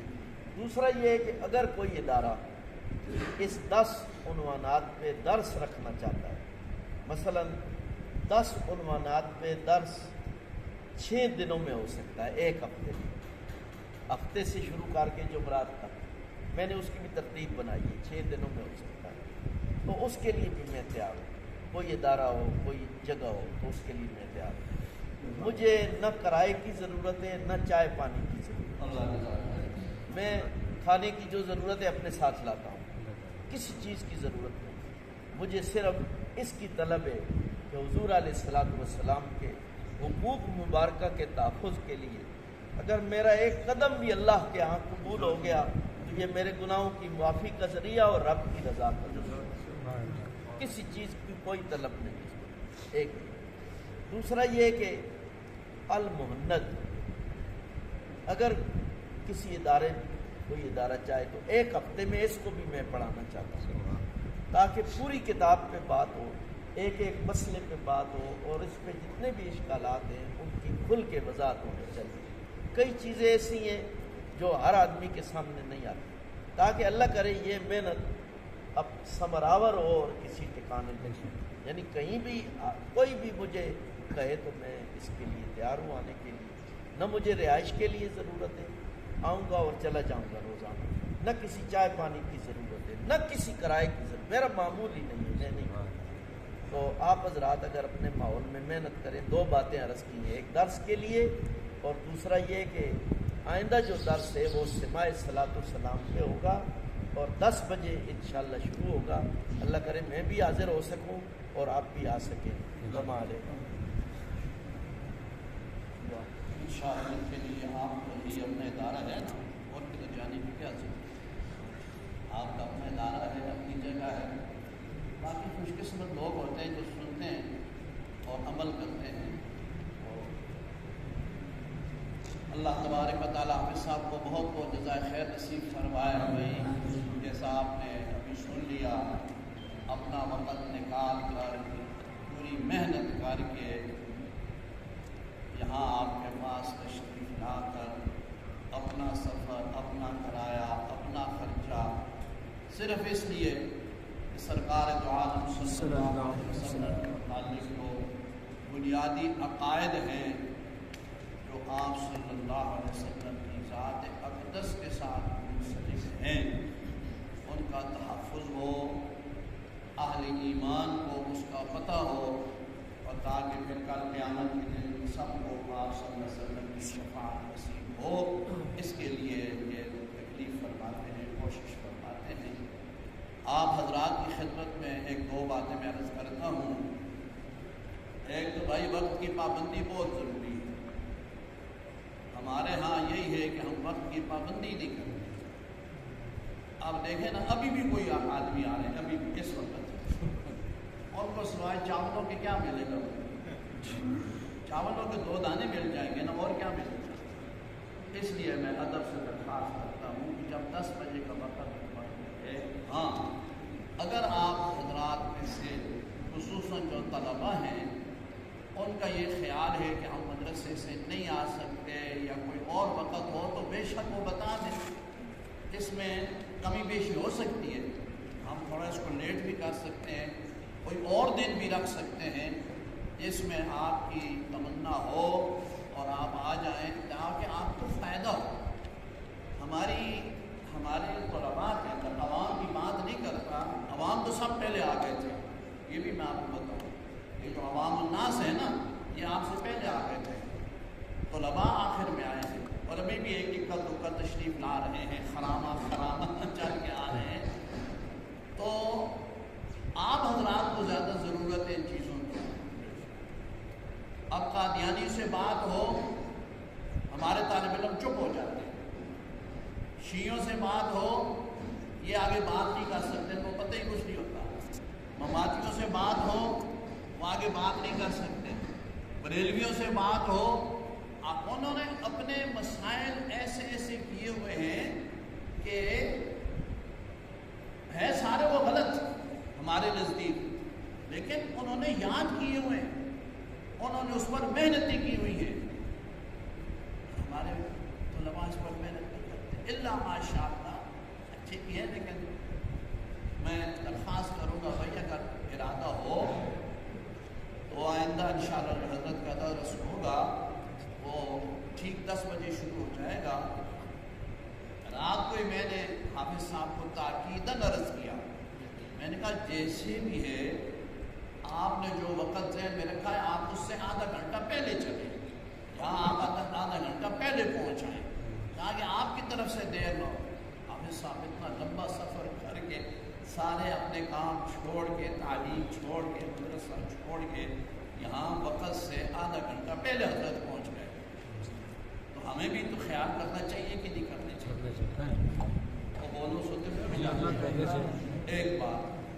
دوسری بات میں عرض کرتا ہوں بھائی، الحمدللہ تجربے کی بات ہے، بزرگوں کی باتیں ہیں، آپ اس کو پلے باندھ کو طلباء کی خدمت میں عرض کرتا ہوں، انشاءاللہ آپ کو فائدہ دیں گے. میں نے دورہ حدیث الحمدللہ 1977 اور 78 میں جامعہ اشرفیہ سے کیا تھا. 77 میں موقوف نلے تھے اور 78 میں دورہ حدیث تھا. میرا طالب علمی کا وہ پہلا دور تھا. اس سے پہلے میں حضرت کے پاس اٹک بھی ساری کتابیں پڑھتا تھا. ہمارا مدرسہ تھا، ہمارے اساتذہ تھے، لیکن حضرت نے فرمایا کہ یہ 2 سال تم جامعہ اشرفیہ میں جا کے لگاؤ، کچھ طالب علمی گزارو تاکہ تمہیں پتہ ہو طالب علم کیسے ہوتے ہیں، کس طرح پڑھتے ہیں.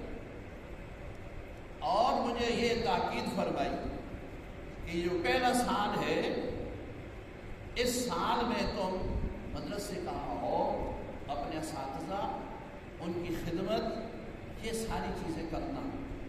اور جس دن دورہ حدیث شروع ہو پہلے دن سے، پہلے وقت میں، پہلے گھنٹے میں، پہلے منٹ میں دارالحدیث میں موجود ہونا، تب تجھے سارا سال پڑھنے کا فائدہ ہوگا. چنانچہ الحمدللہ اگلے سال جب ہوا نا، کیونکہ ہم تو مدرسے کے اندر ہی تھے، ہمارا تو آٹومیٹکلی داخلہ ہو گیا.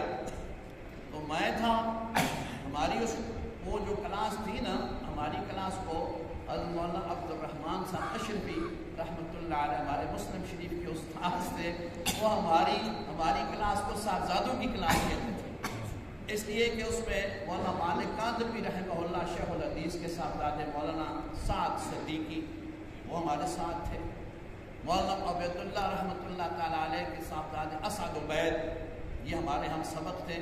اس طرح 4-5 اور بھی صاحبزادے تھے. تو پہلے دن سے الحمدللہ ہم نے استاد کے بالکل سامنے بیٹھ کر کے شروع کیا. اللہ تبارک و تعالیٰ نے اس پر بڑی رحمت کی.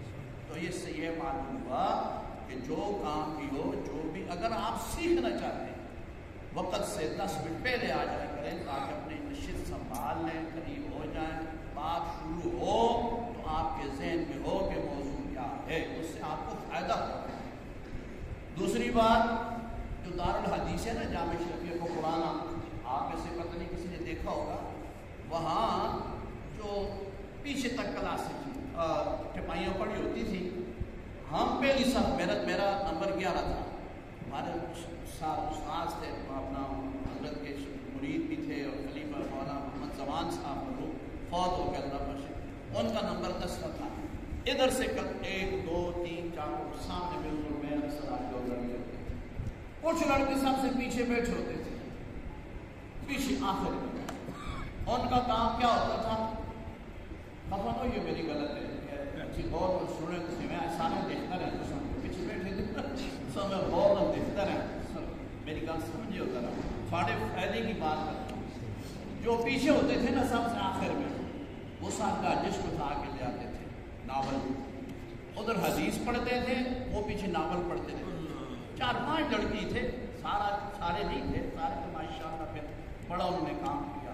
لیکن پچھلے جو تھے نا جی، وہ کوئی پان کھاتا تھا، کوئی کیا کرتا تھا، اور وہ ہم سارے حدیث نہیں پڑھتے تھے، وہ پیچھے بیٹھ کر کے گپے لگاتے تھے، ناول پڑھتے رہتے تھے، اور جب نتیجہ نکلا وہ سارے گئے اور آج تک ان کا پتہ ہی نہیں، نہ کبھی انہوں نے دین کی بات کی، نہ مدرسے گئے، وہ داڑھی شاڑیاں مڑا دی، سب ختم ہو گئے۔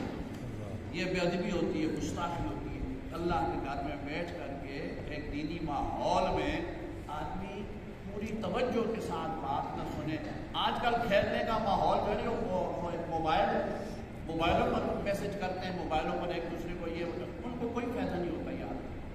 اس لیے میں ادب سے درخواست کروں گا جتنی دیر بھی ہو نا بھائی، یہ معمولی باتیں نہیں ہوتی۔ اچھا یہ بھی میں آپ صاحب آپ کی خدمت میں عرض کروں، یہ جو ہے نا، اس وقت بھی ہزاروں لوگ دیکھ رہے ہوں گے، وہ آن لائن دیکھتے رہتے ہیں، وہ کہتے ہیں جی چلو چکاری بے کے دیکھ کے اپنے مدرسوں میں دیکھتے رہتے ہیں، دفتروں میں دیکھتے رہتے ہیں۔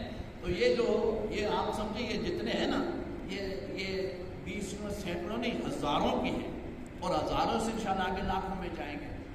میں نے تو اس کا تجربہ کیا ہے۔ میں نے اس دفعہ رمضان شریف میں جو قرآن مجید میں تراویح میں سناتا ہوں، تو یہ بچوں نے لائیو لگا دی کہ جی لائیو چلے گا۔ بعد میں مجھے انہوں نے بتایا کہ میری پہلے دن کی جو تراویح ہے، پہلے دن کی تراویح کی نماز 1,36,00,000 لوگوں تک پہنچی ہے۔ پہلے دن کی تراویح کتنی؟ 1,36,00,000 لوگوں تک۔ سری لنکا اور جناب سوڈان، سعودیہ، کینیڈا، امریکہ، آسٹریلیا اور ہندوستان، پتہ نہیں کس نے جگہ، کسی نے جزاک اللہ لکھا، کسی نے کیا لکھا، کسی نے کیا لکھا۔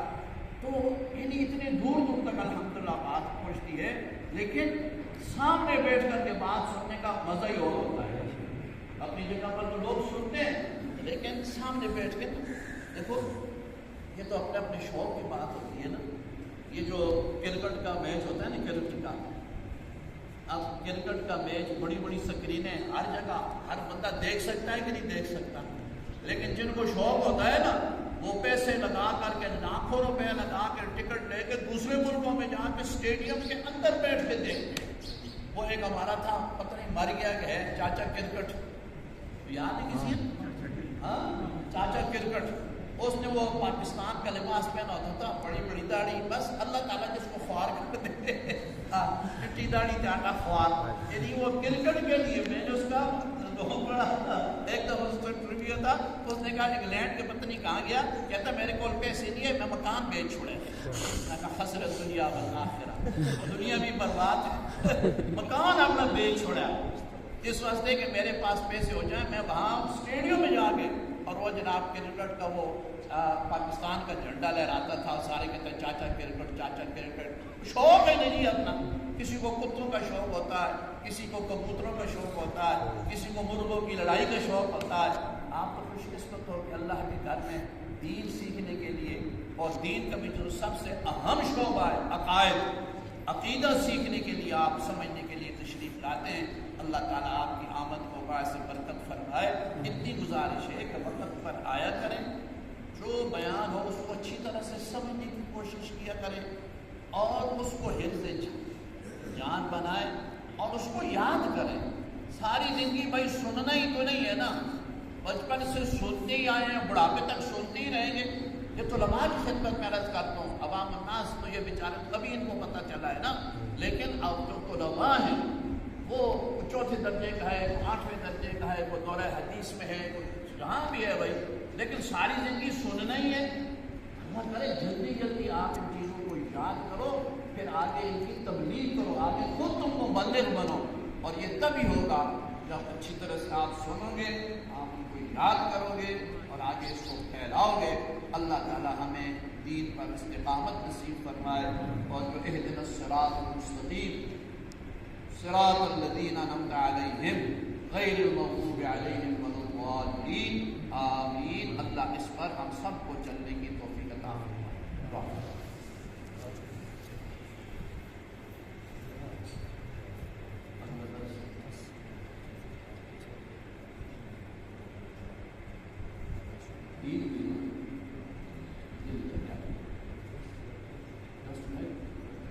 دوسرے 10 منٹ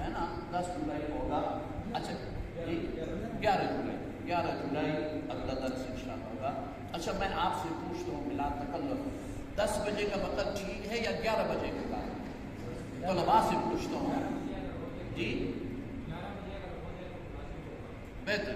یہی میں اسی لیے پوچھتا ہوں تاکہ مجھے پتہ ہے کہ مدرسے سے نکلنا کرنا بتا. اور پھر اتوار کا دن ٹھیک ہے یا جمعرات کو کر لیں؟ جی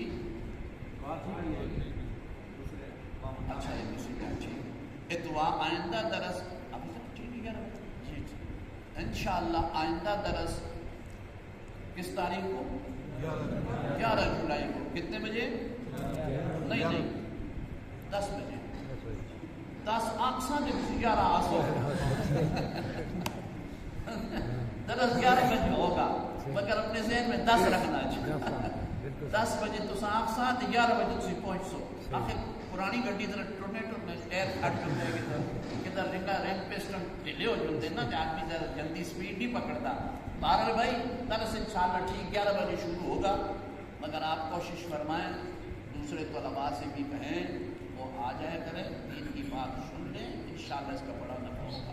کبھی نہ کبھی انشاءاللہ آپ کی چیزیں کام آئیں گی. دیکھو بسا اوقات انسان کو وقتی طور پر نہیں پتہ ہوتا. ہمارے میرا بچپن اقتدار میں گزرا کن جدید میں ہم رہتے تھے. وہاں ہمارے ایک ملنے والے تھے ان کا بیٹا ڈاکٹر ہو گیا وہ چلا گیا امریکہ. ہم سے عمر میں ہم سے کافی بڑا ہے ابھی بھی ہے. وہ ایک دفعہ حضرت ابا جی کی خدمت میں آیا. وہ چھوٹی مسجد کام ہوتی تھی تو وہ جناب بڑا پریشان. اس نے کہا جی آپ نے مذہب دیا جتنیاں کتابیں ہیں نہ تسی وہ ساریاں گن کے دو میں ساریاں نام پڑھ سا. حضرت نے فرمایا بھائی تم تو ڈاکٹر آدمی ہو تم یہ کتابیں کدھر پڑھو گے؟ اس نے ایک بڑا حسرتناک واقعہ سنایا. کہنے لگا جی جس امریکہ میں جس علاقے میں میں ہوں یہ بات ہے بھائی 1980 کی پہلے کی میں بات کر رہا ہوں. یہ بھی ذہن رکھو 1980 سے پہلے کی.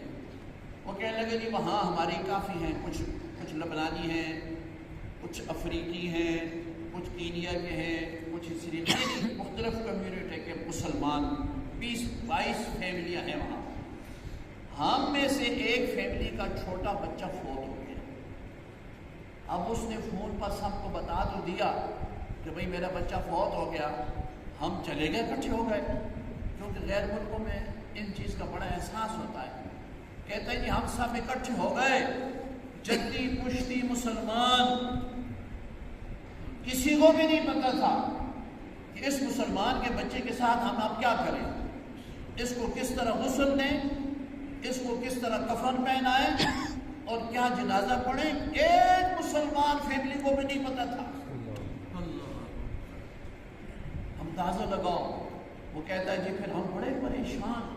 اور یہ جو بڑے لوگ ہوتے ہیں نا ان کو تو پروٹوکول ہوتے ہیں نا وہ پاویں اندروں جو مرضی ہو نا پھر وہ تو گل پوچھتے بھی نہیں کہ تو گل پوچھنے شرماندے نا. ہم سارے بیچارے بیٹھے کسی کو کوئی پتہ نہیں. جس کا بچہ مر گیا اس کو بھی نہیں پتا میں نے اس بچے کے ساتھ کیا کرنا ہے. یہ تو کبھی سوچا ہی نہیں کہ مرنا بھی ہے. خیر وہ کہتا ہے جی بہرحال آخر یہ ہوا کہ ایک اسلامک سینٹر تھا 300 کلومیٹر دور. ان کو ہم نے فون کیا کہ جی ہمارا اس طرح فیملی میں ایک بچہ فوت ہو گیا ہے ہم کیا کریں. تو جو وہ ہدایات دیتے تھے ان ہدایات کے مطابق ہم بڑے بڑے ڈاکٹر انجینئر سائنسدان سارے ہمیں نہیں پتہ تھا اسلام کا کہ ہمارا بچہ فوت ہو گیا تو ہم نے کیا کرنا ہے. اسلامک سینٹر والے ہم بتاتے تھے ہم اس پر عمل کرتے تھے. تو اس کو پھر احساس ہوا کہ بھائی ہمیں کم از کم اپنے مذہب کا یہ تو پتہ ہوتا ہے کہ بچہ مر جائے تو اس کے ساتھ کیا کرنا چاہیے. بڑا فوت ہو جائے تو کیا کرنا چاہیے. عورت فوت ہو جائے مسلمانوں کیا. اسی طرح بھائی یہ عقیدے بھی ضروری ہے. ہو سکتا ہے ابھی آپ کا اتنا احساس ہو لیکن کبھی آپ کا کسی مماتی کے ساتھ کسی منکر حیات کے ساتھ بات ہو تو پھر آپ کو احساس ہوگا کہ واقعی بھائی اگر ہم کچھ دلیلیں کچھ چیزیں یاد کرتے تو آج ہمیں سکھی نہ ہوتی. اس لیے یہ چیزیں بڑی کام کی ہوتی ہیں. ان کو اچھی طرح سے یاد کرا کرو اور ان کو بار بار تکرار کرو تاکہ اللہ تبارک و تعالی ہمیں صحیح علماء دیوبند والا عقیدہ نصیب فرمائے اور اپنے اکابر کے نقش قدم پر اللہ ہمیں چلنے کی توفیق عطا فرمائے.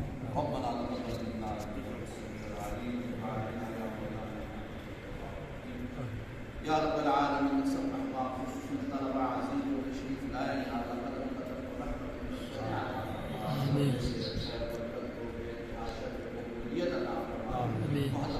صاحب نے جو ارشاد فرمایا ہمیں اس کو سمجھنے کی، اس کو حفظ جان بنانے کی، اس کو بطور عقیدہ کے اچھی طرح سے ذہن نشین کرنے اور اس پر عمل کرنے کی ہمیں توفیق عطا فرما۔ بدعات سے، رسومات سے، غلط عقائد سے یا اللہ ہماری اصلاح فرما، جن سے ہمیں یا اللہ بچنے کی توفیق عطا فرما، اور جس کاز پر، جس عقیدے پر ہمیں اکابر نے چلایا اسی صراط مستقیم پر یا اللہ ہمیں چلنے کی توفیق عطا فرما۔ یا رب العالمین سب کی پریشانیوں کو دور فرما، اس کے لیے آسان فرما۔ محترم حافظ صاحب اور ان کے انتظار میں میرے بھائی بیٹے حافظ ظفر احمد صاحب، یہ انگلینڈ سے تشریف لائے ہیں، انہوں نے بڑی کتابیں لکھی، بہت بڑے محقق عالم ہیں، انگلینڈ ہوتے ہیں، بہت بڑی بڑی کتابیں حضرت نے لکھی ہیں۔ یا اللہ ان کی مساعی جمیلہ کو بھی شرف قبولیت عطا فرما۔ سبحان ربک رب العزت عما یصفون۔ ان کی کتابوں پر شیخ الحدیث مولانا سلیم اللہ خان رحمہ اللہ کی تقاریض بھی ہیں، ایسی کتابیں لکھی ہیں۔ یا اللہ ہمیں اپنے اکابر کے نقش قدم پر چلنے کی توفیق عطا فرما۔ آج آپ حضرات کے لیے دعوت کا اہتمام ہمارے محترم بیدار شاہ صاحب ہیں، انہوں نے فرمایا کہ میں جتنے آئے ہیں ان کی دعوت کا اہتمام کروں گا۔ یا اللہ کے مال میں برکت عطا فرما، رزق میں برکت عطا فرما۔ یا رب العالمین سب